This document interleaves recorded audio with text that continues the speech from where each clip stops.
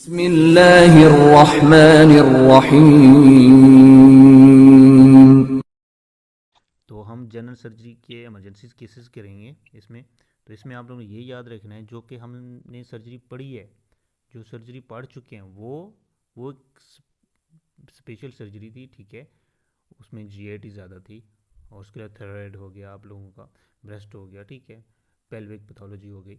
वो सारे सर्जरी के एक स्पेसिफिक टॉपिक्स हैं जो कि स्पेशल सर्जरी में आते हैं। ये चीज़ जो हम करें ये जनरल सर्जरी में आती हैं चीज़ें, ठीक है। और यहाँ पर एमसीक्यूज भरपूर बनती हैं, ठीक है। इसी में से आप लोगों के 20 से 25 एमसीक्यूज बनेंगे। जो लेक्चर मैं दे रहा हूँ ना आज, ये आप जब एग्ज़ाम देने जाएंगे तो देखेंगे 20 से 25 एमसीक्यूज इसी लेक्चर के अंदर से ही होंगे, ठीक है। तो ये वो चीज़ें हैं, ठीक है, जो क्लिनिकल प्रैक्टिस में बार बार पूछते हैं, हर एग्ज़ाम में पूछते हैं। कोई ऐसा एग्ज़ाम नहीं जो ना आया हो इन चीज़ों के ऊपर, ठीक है। मैं आप लोगों को बताता जाऊँगा ये एमसीक्यूज कब और किस एग्ज़ाम में आई है, और हर चीज़ ये बताऊँगा कि एमसीक्यूज बनती कैसे है।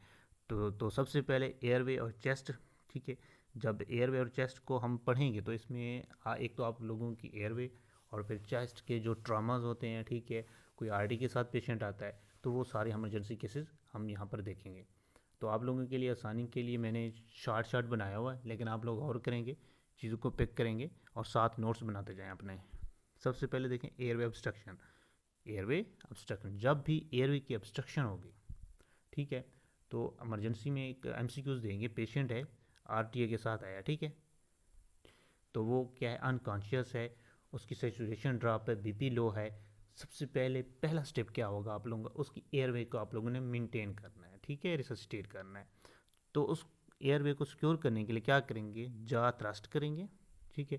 जैसे हम सीपीआर में चिन लिफ्ट जा थ्रस्ट करते हैं, इसमें चिन को लिफ्ट नहीं करना, जस्ट आप लोगों ने क्या करना है, जा को थ्रस्ट देना है। फिर आप लोगों ने सक्शन करनी है, मुंह में जो भी सिक्रीशन आ रही होती हैं उनको आप लोगों ने क्लियर करना है, ठीक है। ये ना हो कि पेशेंट स्प्रेड कर लेना और उसमें सांस में तकलीफ हो रही है उसको, ठीक है।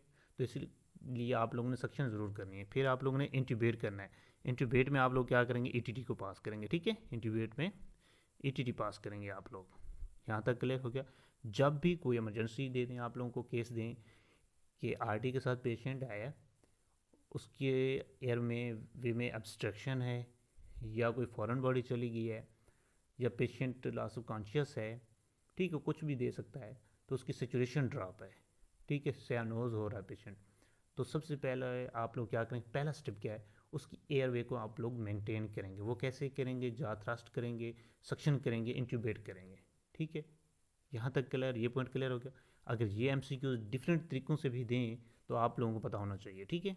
यहाँ तक की एक चीज़ कवर हो गई आप लोगों की। फिर हम आगे करते हैं। इसके बाद देखें मैसिव हीमोथोरैक्स। ये लास्ट टाइम एनआरए में भी एमसीक्यूज आई थी, अभी एफसीपीएस है पार्ट 1 हुआ, उसमें भी ये एमसीक्यूज आई हुई थी। तो इसके बाद पीपीएस का एग्ज़ाम हुआ, मैंने दिया था कुछ दिन पहले, उसमें भी ये चीज़ आई हुई थी, ठीक है। मतलब कि ये सारी चीज़ें इंपॉर्टेंट, हर एग्ज़ाम में आती हैं ये चीज़ें। तो सबसे पहले देख लें आरटीए विद डल परकशन, ठीक है। जब भी कोई पेशेंट होगा आरटीए के साथ आएगा, ठीक है, उसकी चेस्ट के ऊपर जब आप लोग परकशन करेंगे तो डल परकशन मिलेगी, क्योंकि उसके अंदर फ्लूइड पड़ा होता है, या तो ब्लड है या फ्लूइड है, ठीक है। लेकिन एक शर्त है, मैसिव हीमोथोरैक्स के लिए जो ब्लड है उसकी जो लिमिट है वो कितनी होनी चाहिए, मोर देन 1500 ml ब्लड होना चाहिए, ठीक है। चेस्ट के अंदर ट्रामा में के अंदर से जो भी ब्लड निकला है, जो भी आर्टरी वेसल रप्चर हुई है उसके अंदर से ब्लड निकला है, वो 1500 होना चाहिए, ठीक है। 1500 से ज़्यादा होगा तो वो मैसिव हीमोथोरैक्स होगा। अगर 1500 से कम है, 1000 और 1500 के दरमियान है, तो वो मॉडरेट होगा। लेस देन 1000 है तो वो माइल्ड होगा, ठीक है। उसमें इतनी इमरजेंसी की ज़रूरत नहीं होती। मैसिव हीमोथोरैक्स ये बहुत ज़रूरी है, ठीक है। ये एक इमरजेंसी है। इसमें हम क्या करते हैं, अर्जेंट थ्रोकोटोमी करते हैं, ठीक है। जैसे हम किसी भी एब्डामन के पेशेंट में, जैसे कोई पेशेंट आता है इमरजेंसी में, स्प्लीन रप्चर हो जाती है, तो हम क्या करते हैं, अर्जेंट लेप्रोटमी करते हैं, या ट्रैंगुलेटेड हर्निया होता है, ठीक है, कोई भी आर्गन रप्चर हो जाता है, तो उसमें हम क्या करते हैं, सबसे पहले लेप्रोटमी करते हैं। यहाँ पर हम सेम वैसे क्या करेंगे, अर्जेंट थ्रोकोटोमी करेंगे, ठीक है। यहाँ तक क्लियर हो गया। हीमोथ्रैक्स का केस दें, कहेंगे कि पेशेंट आया है, आरटी के साथ है, ठीक है, और एसओबी के साथ है, ठीक है, बीपी ड्रॉप है, वेटली अनस्टेबल है। जब हमने उसकी चेस्ट परकशन की है तो वो डल परकशन मिली है, ठीक है, डल परकशन। अगर स्टोनी हार्ड, ठीक है, परकशन हो तो वो क्या होगा, प्लूरल इफ्यूजन होगा। अगर आप लोगों को डल परकशन मिले, जस्ट स्टोनी हार्ड ना हो, ठीक है, तो वो क्या है, आप लोग मैसिव थ्रोक्स है, ठीक है। ये आप लोग ये देखने की हिस्ट्री इसकी किस चीज़ की होगी, आरटीए की हिस्ट्री होगी। फिर फ्लैल चेस्ट आ जाता है, ये इंपॉर्टेंट है बहुत, ठीक है, ये भी एग्ज़ाम में आता है, इसके ऊपर भी पूछते हैं। ये एग्ज़ाम में ये पूछते हैं, एक पेशेंट है आरटी के साथ आया है तो उसकी चेस्ट पर पैराडॉक्सिकल मूवमेंट होती है, ठीक है, पैराडॉक्सिकल मूवमेंट। जब चेस्ट रप्चर होगी तो पैराडॉक्सिकल इस तरह की मूवमेंट होगी जहाँ से टूटी हुई हैं वहाँ से वो फेफड़े क्या होंगे, बाहर निकलने की कोशिश करेंगे, ठीक है। इसको पैराडॉक्सिकल मूवमेंट कहते हैं, ठीक है। इसको फ्लैल चेस्ट भी कहते हैं, ये याद रखना आप लोगों ने। एग्ज़ाम में क्वेश्चन देंगे कि पेशेंट आरटी के साथ आए और उसको हमने जब इमरजेंसी में रिसीव किया, उसकी चेस्ट देखी तो पैराडॉक्सिकल मूवमेंट में है, तो वो क्या है, आप लोगों को फ्लैल चेस्ट है, ठीक है। तो ट्रीटमेंट में आप लोगों ने ऑक्सीजन देनी है, ठीक है, एनाल्जेसिया देना है क्योंकि रिब्स फ्रैक्चर, तो इसमें स्ट्रॉन्ग पेन किलर की ज़रूरत होती है, ओपियोइड्स वगैरह, मॉर्फिन वगैरह, ठीक है, ट्रामाडोल वगैरह। इसके अलावा मैकेनिकल वेंटिलेशन, ठीक है, ये आप लोगों की ट्रीटमेंट ऑफ चॉइस है। अगर एग्जाम में पूछें पेशेंट है पैराडॉक्सिकल मूवमेंट के साथ है, डायग्नोज हुआ फ्लैल चेस्ट है, रिब फ्रैक्चर्स हैं उसकी, तो ट्रीटमेंट ऑफ चॉइस क्या है, तो इसमें ट्रीटमेंट ऑफ चॉइस जो मानी जाती है वो क्या है, मैकेनिकल वेंटिलेशन, ठीक है। ये बहुत इंपॉर्टेंट है, ये पॉइंट आप लोगों ने याद रखना है। फ्लैल चेस्ट की ट्रीटमेंट क्या है, मैकेनिकल वेंटिलेशन। यहाँ तक क्लियर होगा पॉइंट। इसके बाद आगे करते हैं कार्डिक टेम्पोनेट, ठीक है, ये वाला देख लें, इसको थोड़ा सा इरेज कर लें फिर आगे जगह हो जाएगी। तो सबसे पहले देखिए बैकस्ट्रेड में होता क्या है, ये कार्डिक टेम्पोनेट में होता है। जब भी कार्डिक टेम्पोनेट होगा तो उसमें बैकस्ट्रेड याद रखना है आप लोगों ने। बीपी पेशेंट का लो होगा, जुगुलर वेनस जो पल्स होगी वो रेज्ड होगी और मफल्ड हार्ट साउंड होगा, ठीक है, क्योंकि इर्द गिर्द हार्ट के इर्द गिर्द पानी पड़ा तो इसलिए मफल्ड हार्ट साउंड मिलेगा। फिर इसके अलावा पेरिकार्डियोसेंटेसिस करेंगे इसमें, ठीक है। जो फ्लूइड है ना, जो पेरिकार्डियम में पड़ा है उसको हम क्या करेंगे, निकालेंगे, तो उस टर्म को हम नेम देते हैं पेरिकार्डियोसेंटेसिस। तो इसमें हम नीडल कहाँ इंसर्ट करेंगे, needle inserted inserted 1-2 centimetre below xiphoid process, ठीक है, जो आप लोगों का जेफर्ड प्रोसेस होता है, ठीक है, ये आप लोगों का ये ब्लैक से ये आप लोगों का डायफ्राम है, ठीक है, यहाँ पर आप लोगों ये जेफर्ड प्रोसेस है, ठीक है।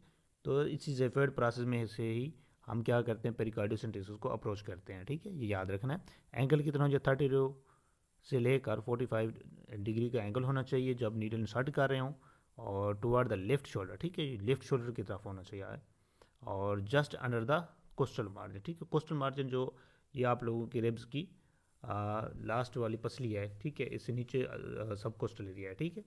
जहाँ तक आप लोग चेस्ट को हाथ लगाएं आगे फ्रंट पर, तो जहाँ पर आप लोग पसलियाँ ख़त्म हो रही हैं ये सारा एरिया कोस्टल मार्जिन है, ठीक है। इसके बाद यहाँ तक क्लियर हो गया आप लोगों को पॉइंट।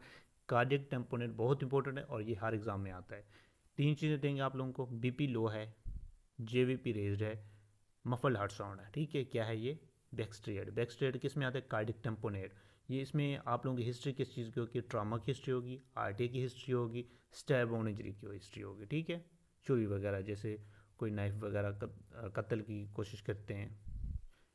इसके बाद देखिए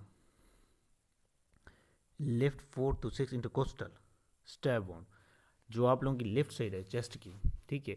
अगर चौथी इंटरकोस्टल स्पेस से शुरू हूँ या 6 कोस्टल स्पेस तक जाएंगे, ये वाला एरिया 4 से 6 इंटरकोस्टल स्पेस तक लेफ्ट साइड का, अगर यहाँ पर अगर किसी ने कोई नाइफ या स्टैब इंजरी की है तो वो कार्डिक इंजरी होगी, ठीक है, ये याद रखना। कार्डिक टेम्पोनेट होता है तो उसमें कार्डिक टेम्पोनेट हो, ठीक है। तो ये आप लोगों ने फिर क्या सोचना है, बैकस्ट्रेड सोचना है। तो कोई भी आप लोगों को दे दें कि पेशेंट है आरटीए के साथ है या स्टैब और इंजरी के साथ है, तो हमने इमरजेंसी में रिसीव किया, तो पेशेंट के लेफ्ट साइड में 4th या 5th या 6th इंटरकोस्टल पे कोई भी एक स्पेस दे देंगे आप लोगों को, कहेंगे यहाँ पर इंजरी हुई है, तो कौन सी स्ट्रक्चर डैमेज होगी वो आप लोगों का क्या है, कार्डिक इंजरी है, ठीक है, उसमें क्या होगा, कार्डिक टेम्पोनेट होगा। यहाँ तक क्लियर हो गया कंसेप्ट। इसके बाद आगे चलें, फिर अंटीरियर चेस्ट 2nd से लेकर 5th intercostal stab bond injury है तो इसमें ये होगा कि आप लोगों के फ्रंट पर सेकंड इंटरकोस्टल स्पेस से लेकर फिफ्थ इंटरकोस्टल स्पेस तक ये जो एरिया है इसमें कौन से स्ट्रक्चर पड़ेंगे होते तो जो स्ट्रक्चर पड़े होंगे वही डैमेज होंगे जब स्टैब बॉन्ड इंजरी होगी। तो इसमें internal thoracic artery, intercostal vessels and nerves और इसके अलावा लंग्स हैं, ठीक है, न्यूमोथोराक्स या हीमोथोराक्स हो गया। ये सारी चीज़ें कैसे डेवलप होंगी जब आप लोगों की स्टैब बॉन्ड जो इंजरी है वो सेकेंड से लेकर फिफ्थ इंटरकोस्टल स्पेस तक होगी। यहाँ तक क्लियर। इसके बाद stab bond injury at manubrial sternal joint, ये वाला पॉइंट बहुत इंपॉर्टेंट है। ये एमसीक्यू पिछले एनआरए में भी आई थी और अभी जो रिसेंटली पार्ट 1 एफसीपीएस पार्ट हुआ है तो उसमें भी ये एमसीक्यूज आई हुई थी, ठीक है। तो एग्जाम में पूछते हैं कि स्टैब बॉन्ड इंजरी हुई मैन्यूबल स्टर्नम, ठीक है, जो आप लोगों की स्टर्नम है, ठीक है, स्टर्नम के 3 पार्ट्स होते हैं, ठीक है, एक होता है मिनोब्रियम, फिर बॉडी ऑफ स्टर्नम, एक होता है जिफॉइड प्रोसेस, ठीक है। तो मैं आप लोगों को यहाँ पर थोड़ा सा समझा देता हूँ, ठीक है। ये आप लोगों की बोन है, ठीक है, ये आप लोगों का मिनोब्रियम स्टर्नल जॉइंट है, ठीक है, ठीक है, यहाँ तक क्लियर हो गया। ये आप लोगों का मिनोब्रियम स्टर्नम है जॉइंट है, ठीक है, ये वाला, ठीक है, ये मिनोब्रियम है, ये बॉडी है, ठीक है, और ये जिफॉइड है, ठीक है, ये जिफॉइड प्रोसेस है। तो ये जो जॉइंट है इस जॉइंट को बोलते हैं मिनोब्रियम स्टर्नल जॉइंट, और इस जॉइंट पर अगर कोई स्टैब और इंजरी होती है, ठीक है, तो वो कौन सी स्ट्रक्चर डैमेज होगी, यहाँ पर आप लोगों का जो एरिया है वर्टिब्रा की लेवल है वो है L4, ठीक है, L4 पर कौन सी स्ट्रक्चर पड़ी है एंटीरियरली, वो आप लोगों का आर्च ऑफ एओर्टा पड़ा है, ठीक है, आर्च ऑफ एओर्टा पड़ा है, ठीक है, ये याद रखना है। इसको हम एंगल ऑफ लुइस भी कहते हैं, ठीक है, L4 को हम एंगल ऑफ लुइस भी कहते हैं, ये याद रखना है। और L4 जो है ये आप लोगों के मिनोब्रियम और स्टर्नल जो बॉडी है ये उसके दरमियान है, ठीक है। अगर यहाँ पर स्टैब इंजरी होगी, ठीक है, तो इसमें आप लोगों का आर्च ऑफ एओर्टा इन्वॉल्व होगा, ठीक है। इस एमसीक्यूज़ की समझ आई है, जितना अब तक हमने पढ़ा है कुछ समझ आया है, दोबारा रिवाइज करवाऊँ? जी भाई बताएं, जो चीज़ पढ़ी है समझ आई है या नहीं? ठीक है, फिर आगे चल रहे हैं, ठीक है, अगर समझ आ गई तो फिर हम आगे करेंगे, ठीक है। चलें देखें, ये टेंशन हीमोथोरैक्स ये बहुत इंपॉर्टेंट है, इस पर एमसीक्यू ज़रूर आएगी। 3-4 चीज़ें बता रहा हूँ दोबारा, हीमोथोरैक्स हो गया, फ्लैल चेस्ट होगी, ठीक है, इसके अलावा आप लोगों का कार्डिक टेम्पोनेट हो गया, ये अभी आप लोग को मैंने जो बताया है कि आर्च ऑफ एओर्टा कहाँ पर डैमेज हो रहा है ये, और साथ में न्यूमोथोरैक्स। चेस्ट में से ये 4-5 एमसीक्यू ज़रूर आएंगे, ठीक है, ये लिख लें, ठीक है। तो सबसे पहले देखें, आरटीए के साथ पेशेंट होगा, hyper resonance on chest with jet black lung on xray, ठीक है, पेशेंट है आरटी के साथ है, ठीक है, चेस्ट हमने जब चेक किया स्कल्टेट की तो हेपर रेजोनेंस मिलते, एक तो नॉर्मल रेजोनेंस साउंड मिल रहे होते चेस्ट में, हेपर रेजोनेंस साउंड मतलब कि हवा ही हवा है हर तरफ, तो हवा में रेजोनेंस मिलते हैं, तो जब ज़्यादा हवा होगी तो ज़्यादा साउंड मिलेगा, उसको हेपो रेजोनेंस कहेंगे, ठीक है। तो जब आप लोग एक्सरे करवाएंगे, एक्सरे पर आप लोगों को क्या मिलेगा, पूरा का पूरा जो आप लोगों का चेस्ट का एरिया होगा जो इफेक्टेड होगा न्यूमोथोरैक्स में वो सारा का सारा ब्लैक होगा, ठीक है। इसके बाद इमीजिएट नीडल डीकम्प्रेशन की ज़रूरत होती है, ये एग्जाम में क्वेश्चन आता है कि इमीजिएट नीडल डीकम्प्रेशन कहाँ पर करते हैं, ये सेकंड इंटरकोस्टल स्पेस में करते हैं, ठीक है, मिड क्लेविकुलर लाइन, ठीक है, जो साइड इफेक्टेड है, राइट साइड है या लेफ्ट साइड है, जिस साइड का मसला है second intercostal space mid clavicular line पर आप लोगों ने क्या करना है, ये आपको करेंगे नीडल डीकम्प्रेशन, ठीक है। इसके बाद चेस्ट ट्यूब, ठीक है, चेस्ट ट्यूब भी डाल सकते हैं आप लोग न्यूमोथोरैक्स में, वो कहाँ पर डालें, फिफ्थ इंटरकोस्टल पे मिड एक्सिलरी, फिफ्थ इंटरकोस्टल पे मिड एक्सिलरी। अगर नीडल डीकम्प्रेशन पूछे इमरजेंसी में सेकंड इंटरकोस्टल स्पेस हो गई मिड क्लेविकुलर लाइन। अगर आप लोगों से पूछें चेस्ट ट्यूब की इंट्यूबेशन हम न्यूमोथोरैक्स में कहाँ करेंगे, तो फिर आप लोगों ने बताना fifth intercostal space mid clavicular line. यहाँ तक क्लियर हो गया। तो अब देखिए नीचे एक स्ट्रक्चर बनी हुई है, ठीक है, ये आप लोग लंग्स हो गया, ठीक है। तो सबसे पहले जब भी आप लोगों को एक्सरे लें तो उसमें एक चीज़ याद रखें, ABCD ये याद रखेंगे आप लोग, ठीक है। ए से आप लोगों को क्या होती है, एयरवे देखेंगे, ठीक है, एयरवे मतलब कि ट्रैकिया देखें, ट्रैकिया डिविएट तो नहीं है, ट्रैकिया डिविएट है आप लोगों का, ठीक है, अपोजिट साइड। इसके बाद देख लें बी से आप लोग क्या करेंगे, बूंद देखें, ठीक है, बी से बूंद देख लें। और इसके अलावा सी से आप लोग क्या देखेंगे, कार्डिक, ठीक है, ये कार्डिक स्टेटस देख लें। डी से आप लोग क्या देखते हैं, ये डायफ्राम देखते हैं, ठीक है। जब ये आप लोग स्टेप 2 पढ़ेंगे तब मैं आप लोगों को ये दोबारा एक्सरे समझाऊंगा, ठीक है। लेकिन अभी ये आप लोगों ने इतना ही करना है, ठीक है। लेकिन इसमें आप लोगों ने क्या देखना है, एयरवे, ए से एयरवे देखनी है, तो ए पर ही आप लोग रुक जाएं, आगे ना जाएं। तो इसमें ये लंग्स है आप लोगों का एक, और ये है मैंने अभी बताया है जेट ब्लैक लंग्स, ठीक है। जो से इफेक्टेड होगी वो क्या होगी, न्यूमोथोरैक्स में होगी। तो ये साइड देखें ज़्यादा ब्लैक है, ये कम ब्लैक है, ये तो नॉर्मल है। ये वाली साइड जो है ये क्या है, आप लोगों का न्यूमोथोरैक्स है, ठीक है। ये आप लोगों को काहिलर लेफ्ट नोड पड़ा है।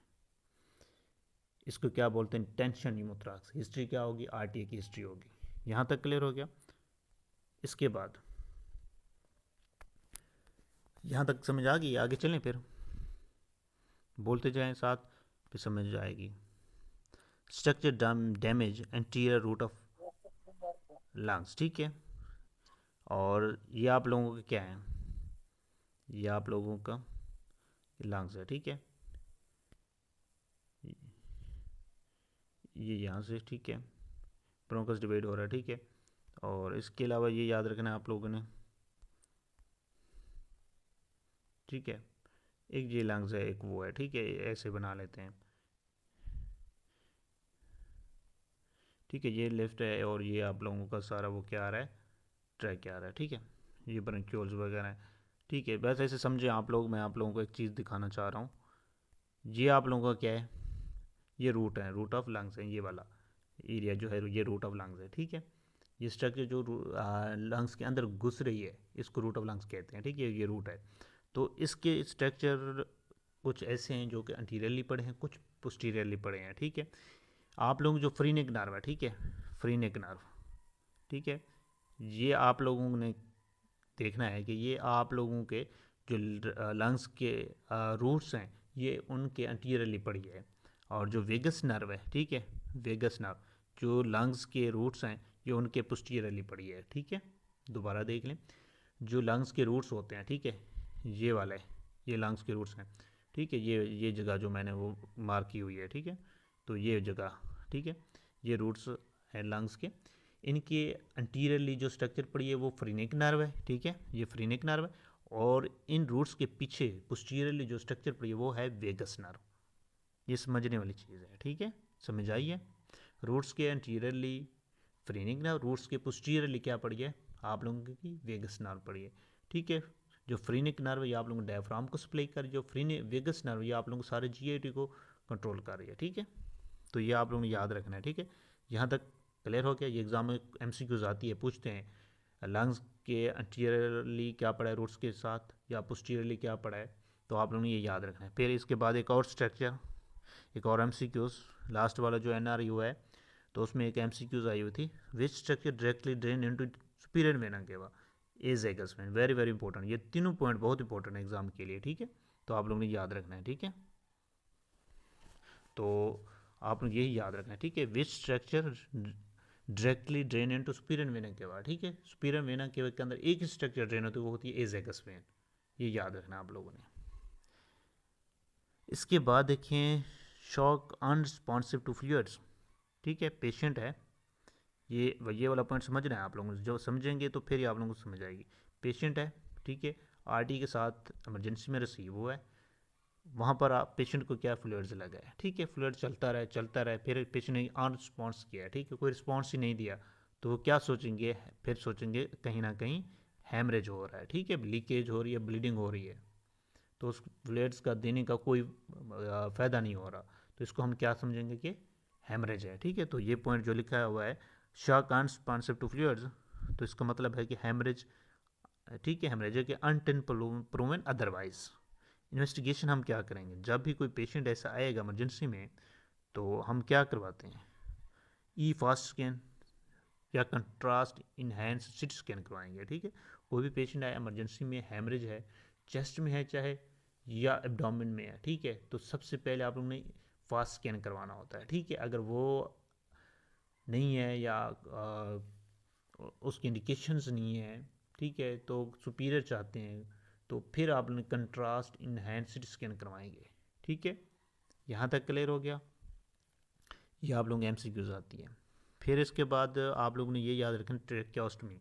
जो ट्रैकियोस्टमी है इसकी लेवल आप लोग याद रखनी है, पीड्स के अंदर कौन सी है और अडल्ट के अंदर कौन सी है।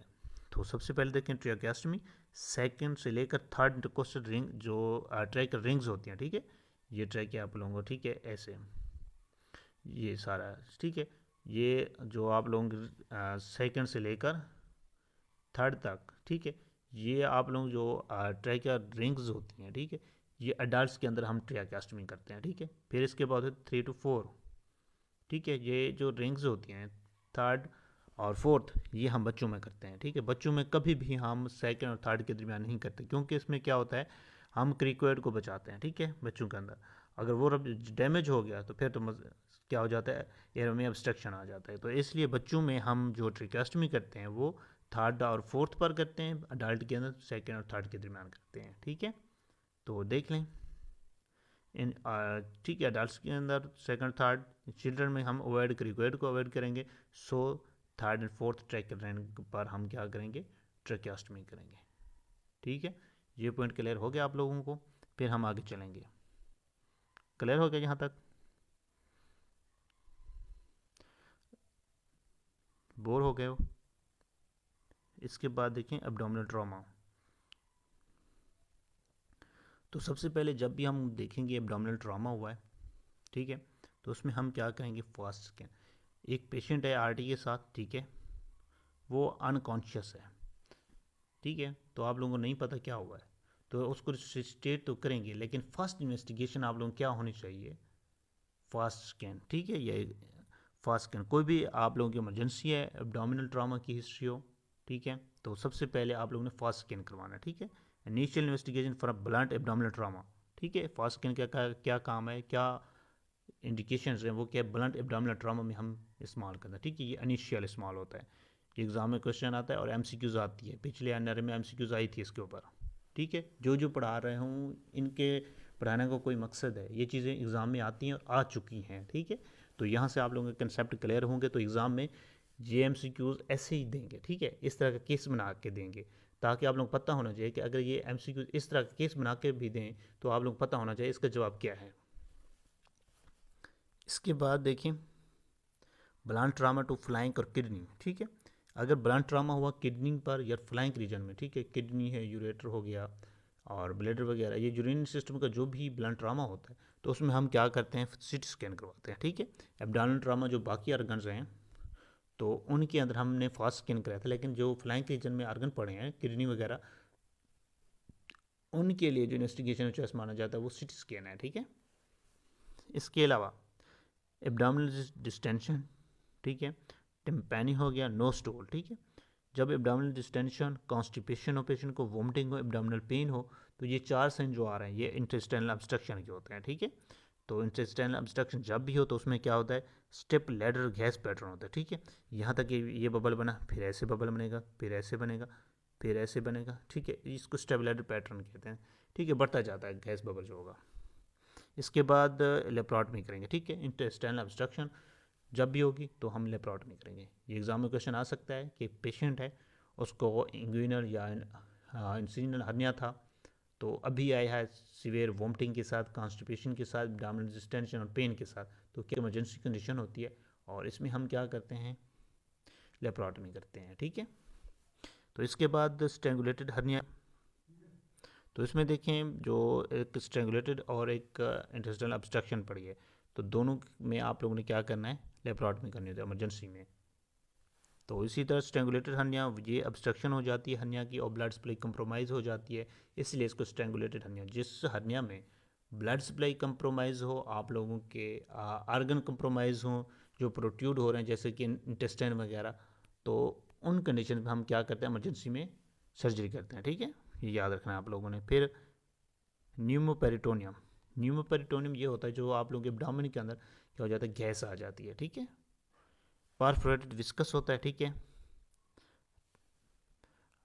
परफोरेटेड विस्कस मतलब कि कोई ना कोई वेसल्स क्या होगी, परफोरेट होगी।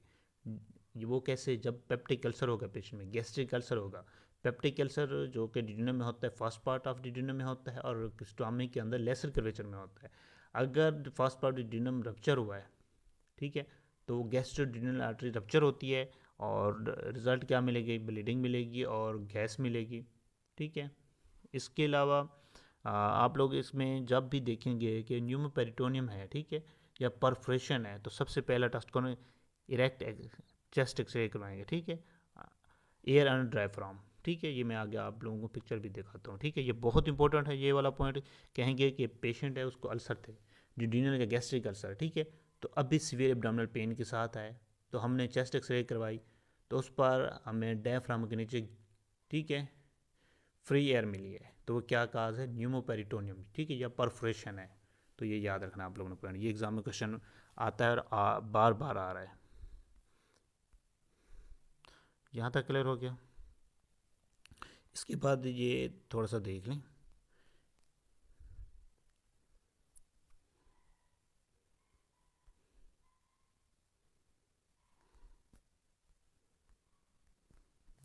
जी ये देखिए, ये आप लोगों का डायफ्राम है सारा, यहाँ पर आप लोगों की एयर पड़ी है, यहाँ पर भी है, बाईलेटरल आप लोगों को पेरिटोनियम हुआ है पेशेंट को। इस कंडीशंस में बाकी लंग आप एयरवे देख लें, ट्रैकिया देखें, फिर बूंस देखें, फिर लंग्स देखें, ये सारा स्टेटस तो देख लें, कार्डियक स्टेटस देख लें, फिर हम एंड पर आ जाते हैं, ठीक है। हमने अप्लाई किया ए बी सी डी, ए से एयरवे देखेंगे, बी से बूंस, सी से कार्डियक स्टेटस और डी से हम क्या देखेंगे, डायफ्राम। तो इसमें हम डी को देखेंगे और डी से हमें डायफ्राम के नीचे क्या मिली, एयर मिली है, फ्री फ्लूइड या फ्री एयर पड़ी है, ठीक है। फ्लूइड तो हमेशा नीचे जाता है, लेकिन एयर जो होगी वो हमेशा ऊपर जाती है, ठीक है। तो ये याद रखना आप लोगों ने। तो डायफ्राम के नीचे क्या है, ये एयर पड़ी है, ठीक है। ये परफोरेशन की अलामत है, ये एग्जाम में क्वेश्चन आता है, ठीक है। ये एनआर स्टेप 2 होता तो फिर मैं आप लोगों को सही सही डिटेल से पढ़ाता, क्योंकि ये आप लोग जब एनआर 2 होगा तो उसमें इस तरह की पिक्चर रखी होगी, कहेंगे ये क्या है, ठीक है, एक्सप्लेन करें पूरा, काज बताएं, मैनेजमेंट बताएं, ये सारी चीज़ें पूछते हैं, ठीक है। एनआर बहुत ईजी है, इंशाल्लाह हम स्टेप 2 भी ऐसे ही साथ करेंगे। और इसके अलावा देखें, एक्यूट एब्डोमेन है, ठीक है, रिजिड बोर्ड लाइक, ठीक है, जो एब्डोमेन है वो क्या है, रिजिड है, ठीक है। तो इसका क्या मतलब है, ये पेरिटोनाइटिस का है केस, ठीक है। मोस्ट कॉमन काज क्या, ई कोलाई या प्रोप्रानोल, बीटा ब्लॉकर, ठीक है।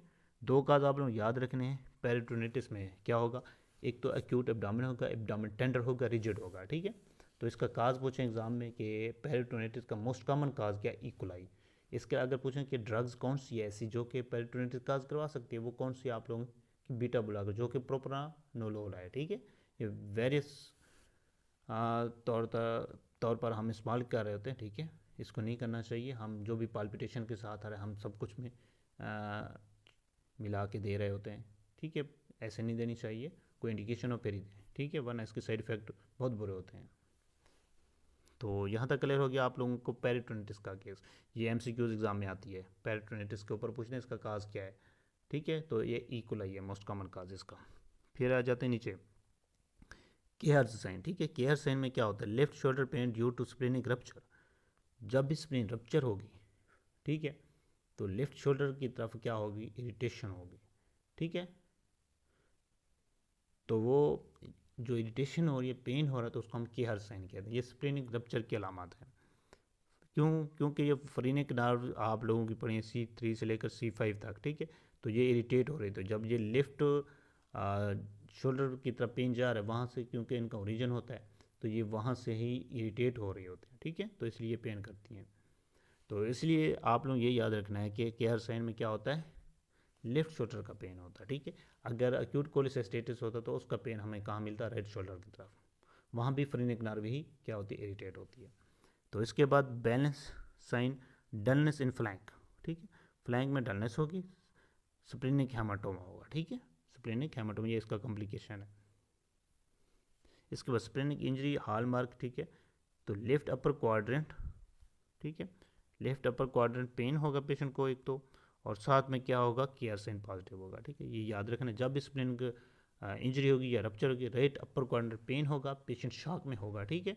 शॉक में इस तरह जा सकता है क्योंकि इसका बीपी पल्स लो होगी, ठीक है। इसके बाद केयर साइन, वो केयर साइन भी राइट शोल्डर के, लेफ्ट शोल्डर की तरफ पेन होगा, उसको हम केयर साइन कहेंगे। ये चीज़ हो गई। ये स्प्लेनिक रप्चर। और स्प्लीन कहाँ पर पड़ी है? ये आप लोगों की लेफ्ट साइड में 9th इंटरकोस्टल स्पेस में पड़ी है, ठीक है, 9 से लेकर 11th तक, ठीक है, ये 11th 9 से लेकर 11th intercostal space left side में आप लोगों स्प्लीन पड़ी है। और ये एब्डोमिनल ट्रामा का मोस्ट कॉमन आर्गन जो कि अर्ली रप्चर होता है और जल्दी रप्चर हो जाता है, ठीक है। यहाँ तक क्लियर हो गया? यहाँ तक समझिए तो ठीक, वरना आगे हम करते हैं। मैं आप लोगों को ऐसे नहीं छोड़ूंगा।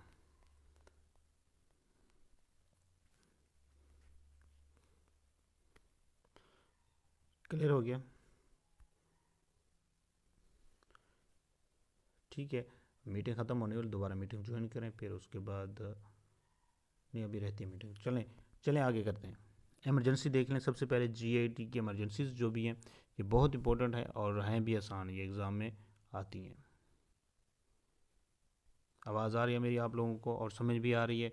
अगर समझ नहीं आ रही थोड़ा सा स्पीड या कोई अल्फाज या कोई टॉपिक ऐसा जो कि समझ ना आ रहा हो, बातें समझ आ रही हैं, ये चीज़ें सारी पड़ी हुई हैं, ठीक है। सेम वही चीज़ें हैं, जस्ट मैं आप लोगों को बता रहा हूँ कि ये ऐसे होता है, ठीक है। चलें ठीक है। अपर जीआई ब्लीड ये बहुत इंपॉर्टेंट है, यहाँ पर एक एमसीक्यूज आप लोगों की ज़रूर आएगी, ठीक है। तो इसमें सबसे पहले जब भी कोई पेशेंट अपर जीआईटी ब्लीड के साथ है तो सबसे पहले काम आप लोग अर्जेंट इंडोस्कोपी करनी है। इन्वेस्टिगेशन क्या करनी है? Patient more than 55 year old हो, ठीक है, मोर देन 55 ईयर ओल्ड, ठीक है, ठीक है, अपर जीआई ब्लीड के साथ है, ठीक है, अपर जीआईटी ब्लीड के साथ, ठीक है। तो सबसे पहली इन्वेस्टिगेशन इंडोस्कोपी होगी, ठीक है, अर्जेंट इंडोस्कोपी करवाएंगे। तो जब भी कोई पेशेंट इस तरह आए अपर जीआईटी ब्लीड के साथ तो उसमें ड्रग ऑफ चॉइस जो होते हैं टर्लीप्रेसेंट देते हैं। इसकी जो डोज होती है 2 mg की होती है डोज, ठीक है। हम क्या करते हैं, हर 2 घंटे बाद रिपीट करवाते हैं पेशेंट को। और अल्टरनेट क्या है? ऑक्ट्रोटाइड है, ठीक है। ऑक्ट्रोटाइड या टर्लीप्रेसेंट दोनों का फंक्शन एक ही है, ठीक है, ये लेकिन ग्रुप अलग है इनका। टर्लब जो है ये वेजोप्रेसन है। इसके बाद if ischaemic heart is upper GIT bleed then octreotide, ठीक है, ये समझने वाली बात है। वैसे अपर जीआईटी ब्लीड है, कोई भी पेशेंट है टर्लीप्रेसेंट दे दें उसको, अगर नहीं है ऑक्ट्रोटाइड दे दें। लेकिन एक पेशेंट, ठीक है, ये एमसीक्यूज अभी लास्ट वाले में आई थी, ठीक है। तो केस है इस्कीमिक हार्ट डिजीज है, ठीक है, पेशेंट को प्लस क्या है अपर जीआईटी, ठीक है, जीआईटी ब्लीड, ठीक है। तो पेशेंट में इस्कीमिक हार्ट डिजीज चल रही है, अभी आया आप लोगों के पास कि उसको अपर जीआईटी ब्लीड हो रही है, तो क्या ड्रग्स देंगे? हमने क्या कहा था कि शुरू में जो भी अपर जीआईटी ब्लीड के साथ आ जाए पेशेंट उसको हम टर्लीप्रेसेंट दे दें, अगर नहीं है ऑक्ट्रोटाइड दे दें। लेकिन इस्कीमिक हार्ट डिजीज़ के पेशेंट में ये टोटली डिफरेंट है, उसमें हम टर्लिप नहीं दे सकते, ये याद रखना आप लोगों ने, ठीक है। इस्कीमिक हार्ट डिजीज़ के पेशेंट में हम टर्लीप्रेसेंट नहीं दे सकते, ठीक है, तो ये याद रखना आप लोगों ने। तो उसमें हम क्या देंगे? ऑक्ट्रोटाइड देंगे, ठीक है, ऑक्ट्रोटाइड ये ड्रग ऑफ चॉइस है, ठीक है। Ischemic heart disease plus upper GIT bleed, तो इसमें हम जो ड्रग्स देंगे वो ऑक्ट्रोटाइड है, ठीक है, ये आप लोग याद रखना, ये लिखी हुई है, ये पॉइंट है, ठीक है, जो पॉइंट मैं अभी बता रहा हूँ आप लोगों को। फिर एग्जाम में और क्वेश्चन आता है कि पेशेंट अपर जीआईटी ब्लीड के साथ है, लिवर सिरोसिस का नॉन केस है। अभी हमने उसकी जो अपर जीआईटी ब्लीड थी वो हमने सेटल कर दिया, लेकिन पेशेंट को हमने फर्दर क्या प्रिवेंट करना है? प्रोफ्लेक्सिस में, ठीक है, ये अभी पार्ट 1 एनआरई में भी आई हुई थी एमसीक्यूज, ठीक है। प्रोफ्लेक्सिस में कौन सी ड्रग देंगे आप लोग? प्रोप्रानोलोल, ठीक है, प्रोप्रानोलोल। यहाँ तक क्लियर हो गया आप लोगों को कि प्रोफ्लेक्सिस में अपर जीआईटी ब्लीड के पेशेंट को, लिवर सिरोसिस के पेशेंट में हम क्या ड्रग्स देंगे? प्रोप्रानोलोल, ये बीटा ब्लॉकर है, ठीक है। आप लोग भूलेंगे तो नहीं इस ड्रग्स को, जो चीज़ें मैंने अभी बताई हैं ये सारे एग्जाम के पॉइंट है, ठीक है, और ये एग्ज़ाम में चीज़ें आएंगी। अगर ये मेडिकली फेल हो जाता है फिर हम शंट लगा देते हैं, ठीक है, ये भी याद रखना आप लोगों ने, या बैंड लेगेशन कर देते हैं। तो इसके बाद देखिए मेलरी वेस्टियर या मेलरी वेस्ट सिंड्रोम भी इसको बोलते हैं। इसके दोनों नेम ठीक हैं, आप लोगों को जो भी नेम दे दें आप लोगों ने इसको पिक कर लेना है। तो देखिए सबसे पहले तो इसमें मेलरी वेस्टियर में क्या हो गया? Mucosal tear at gastroesophageal junction after vomiting. जब भी पेशेंट वॉमिटिंग करेगा तो गैस्ट्रोएसोफेजियल जो जंक्शन है आप लोगों का, तो वहाँ पर क्या आ जाता है, टीआर आ जाता है, जिसके बाद पेशेंट ब्लडी वोमिट करता है। ठीक है, ब्लडी वोमिट करेगा। ठीक है, ब्लडी वोमिट करेगा पेशेंट। इसके बाद बोरहिल सिंड्रोम सुना होगा।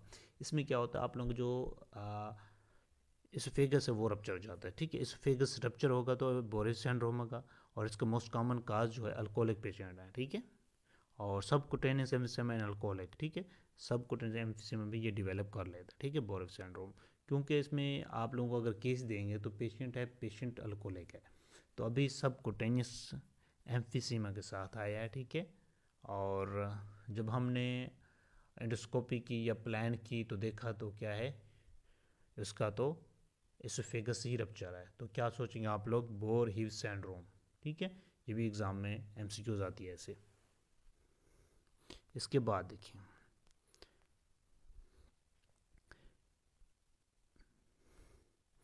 एक दो पॉइंट हैं और अक्यूट अपेंडिसाइटिस। ठीक है, अक्यूट अपेंडिसाइटिस में ये याद रखना है कि पेन माइग्रेशन अम्बलाइकस होता है। ठीक है, और राइट इलेक फोसा में ये शिफ्ट हो जाता है। ठीक, ओरिजिन कहाँ से होगा पेन का, यहाँ से। ठीक है, पहले अम्बलाइकस पर स्टार्ट हुआ और ये अम्बलाइकस से फिर किस की तरफ शिफ्ट होगा, राइट इलियक फोसा की तरफ। ठीक है, पेन, ये क्या है, अक्यूट अपेंडिसाइटिस का केस है। ठीक है, इस एरिया को हम जो कहते हैं, ये वाला एरिया जो है 2/3 ये अम्बलाइकस से 1/3 एंटीरियर स्पाइनल स्पाइन। ठीक है, तो ये जो एरिया इसको हम बोलते हैं मैकबर्नीज पॉइंट। ठीक है, मैकबर्नीज पॉइंट, और ये आप लोगों ने पढ़ा भी हुआ है, इसको कराने की ज़रूरत नहीं है, बस थोड़ा सा ऊपर से बता रहा हूँ। तो रोफसिंग सेन इसमें पॉजिटिव होता है। जब आप लोग क्या करेंगे, लेफ्ट लोअर क्वाड्रेंट को पल्पेट करेंगे तो प्रेशर पड़ेगा, राइट लिफोसम में पेशेंट को पेन होगा। ठीक है, और ये आप लोगों से एग्ज़ाम में ये भी पूछ सकते हैं कि मोस्ट कॉमन काज क्या है इसका, अपेंडिसाइटिस का फीकोलैथेन, और इसके अलावा मोस्ट कॉमन इसका जो साइट है, मोस्ट कॉमन साइट है अपेंडिसाइटिस की, वो कौन सी है, रोफसिंग साइन है। Second most common pelvic site है। ठीक है, इसके बाद देखिए मोर्फिसाइन, ये एग्जाम में क्वेश्चन आता है, मोर्फिसाइन किस में पॉजिटिव होता है, एक्यूट कोलेसिस्टेटिस। ये तो आप लोगों को सही से रटा हुआ है। ठीक है, pain on inspiration with right upper quadrant pain, acute cholecystitis. Acute cholecystitis में क्या होता है, पेशेंट को inspiration with right upper quadrant में पेन होगी। ठीक है, इन्वेस्टिगेशन चार्ज क्या करेंगे हम, अल्ट्रासाउंड एब्डोमेन। ये एग्जाम में क्वेश्चन है, या तो पूरा आप लोगों को केस दे देंगे एक्यूट कोलेसिस्टेटिस का। ठीक है, पेशेंट है, राइट अपर क्वाड्रेंट में पेन है, इंस्पायरेशन के साथ ये इंक्रीज हो जाता है यहाँ तक। इसके बाद कहेंगे कि इसकी इन्वेस्टिगेशन क्या करवाएंगे, तो फर्स्ट लाइन इन्वेस्टिगेशन, कोई भी पेशेंट आए, ठीक है, एक्यूट कोलेसिस्टेटिस या गॉल ब्लैडर में स्टोन है, कोलिथियासिस का पेशेंट है, तो सबसे पहले फर्स्ट लाइन आप लोगों ने जो टेस्ट करवाना वो है अल्ट्रासाउंड। ठीक है, इसके बाद कर्वेजर लॉ, ये आप लोगों ने याद रखना है। कर्वेजर लॉ की मैं पिक्चर भी आप लोगों को दिखाऊंगा।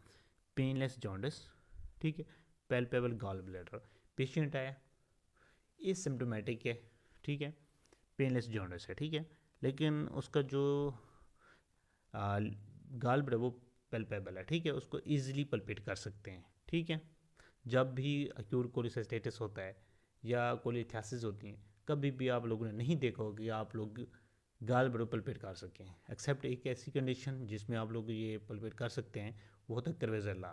कर्वेजर लॉ जो होता है, ये क्या होता है, हेड ऑफ पैनक्रियाज का ट्यूमर है, और इसमें इन्वॉल्व क्या होता है, ठीक है, ये आप लोगों ने देखना है। ठीक है, इसमें ये होता है कि जब भी पैनक्रियाटिक हेड का ट्यूमर होगा तो उसमें सीबीडी के ऊपर कंप्रेशन, सीबीडी कंप्रेशन होगी तो सिस्टिक जो डक्ट है वो क्या होगी, कंप्रेस होगी। उसके कंप्रेस होने से क्या होगा, आगे सारा आप लोगों का वो जो बाइल की स्टोरेज है वो बढ़ती जाएगी, गाल ब्लैडर क्या होगा, पल्पेट होना शुरू हो जाएगा। ठीक है, इसको बोलते हैं कर्वेजर लॉ, ये एग्जाम में क्वेश्चन आता है। ठीक है, कर्वेजर लॉ के ऊपर अगर कोई भी पूछे आप लोगों से तो आप लोगों ने ऐसे ही बताना है। ठीक है, फिर इसके बाद ये देख लें, ये पिक्चर क्लियर हो जाएगी। इसमें देखें, ये आप लोगों का क्या है, गाल ब्लैडर, ठीक है, पैल्पेबल है। ठीक है, कभी भी नॉर्मल बंदे में ये आप लोग किसी भी बीमारी में आप लोग ये नहीं कर सकते। ठीक है, लोगों का गाल ब्लैडर, ठीक है, ये इनलार्ज है।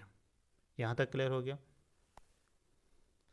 तो ये किस की वजह से हो रहा है, पैनक्रियाटिक कार्सिनोमा।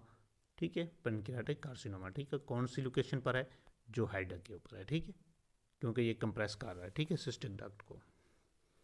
यहाँ तक क्लियर हो गया। यहाँ तक अगर किसी को कोई चीज़ समझ ना आई हो या बताने वाली हो, पूछने वाली हो, तो आप लोग पूछ सकते हैं, ठीक है। बोला भी करें आप लोग, फिर पता चलता है कि आप लोग एक्टिव हैं, ये ना हो स्पीकर पे लगा के रख दिया हो। एक्यूट पैनक्रियाटाइटिस देख लें, इन्वेस्टिगेशन, ठीक है। रेज सीरम लाइपेज, ठीक है, रेज्ड सीरम अमाइलेज, ग्रेट टर्नक्यूलेंट साइन, ठीक है। पेशेंट है, ठीक है, कहता है कि एपिगैस्ट्रिक रीजन में पेन है और जो पेन है वो बैक की तरफ रेडिएट हो रहा है। दो चीज़ें बता रहा हूँ, पेन जो होगा बैक की तरफ रेडिएट करेगा, ठीक है। तो इसमें आप लोग ये याद रखें, एक तो आप लोगों का चेस्ट का इन्फेक्शन हो सकता है, ठीक है, और दूसरा आप लोगों का ये एक्यूट पैनक्रियाटाइटिस। चेस्ट इन्फेक्शन में कौन सा हो सकता है, एक्यूट पेरिकार्डिटिस, ठीक है। वो उसका जो पेन होता है वो भी ऐसे ही होता है, ठीक है, बैक की तरफ रेडिएट हो रहा होता है और लीनिंग फॉरवर्ड क्या हो जाता है, रिलीव हो जाता है। लेकिन इसमें क्या होगा, एक्यूट पैनक्रियाटाइटिस में जो पेन होगा एपिगैस्ट्रिक रीजन, ये भी बैक में जाएगा, ठीक है।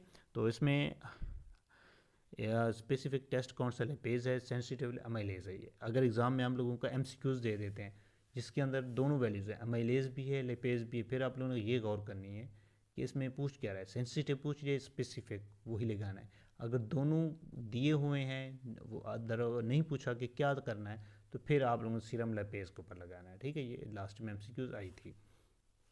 इसके बाद देखिए वोल्वुलर सिग्मॉइड, कॉफ़ी बीन साइन होता है इसमें, most common side sigmoid clone है, ठीक है। ये कॉफ़ी बीन देखे हुए हैं ना, वैसे ही ऑब्स्ट्रक्शन आ जाती है, फिर सिग्मोइडोस्कोपिक डिकम्प्रेशन करते हैं इसमें, ठीक है, वोल्वुलर सिग्मॉइड में। इसके बाद देखिए एनी एब्डोमिनल आर्गन इमरजेंसी या आरटी के साथ इन्वेस्टिगेशन ऑफ चेस्ट, तो उस के ऊपर ये डिपेंड करती है स्टेबल पेशेंट या अनस्टेबल पेशेंट है।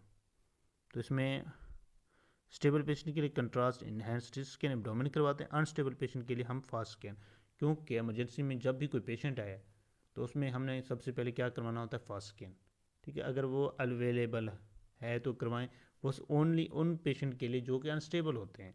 अगर स्टेबल पेशेंट है तो फिर इन्वेस्टिगेशन ऑफ चॉइस उनके लिए जो बनेगी वो कंट्रास्ट इनहेंस्ड स्कैन बनेगी, ठीक है।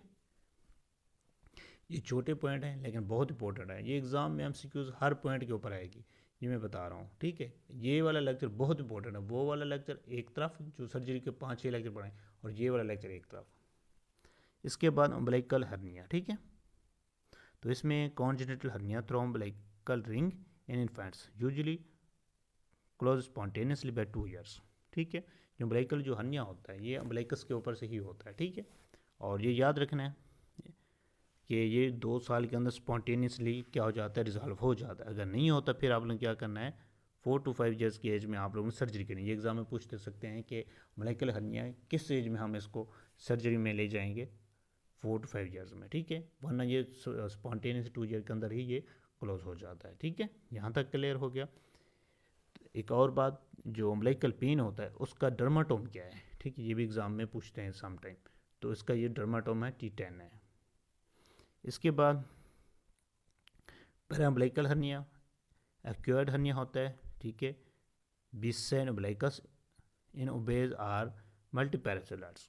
एक तो मोटापा जिन लोगों को होता है या मल्टीपैरास दो ट्विंस हैं, तो उनके अंदर ये चांसेस जो होते हैं वो काफ़ी बढ़ जाते हैं, ठीक है, पैराअम्बिलिकल हर्निया के।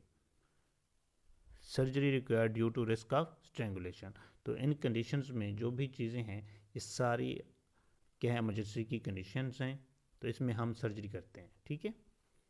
यहाँ तक क्लियर हो गया, काफ़ी आज के लिए, या आगे करें,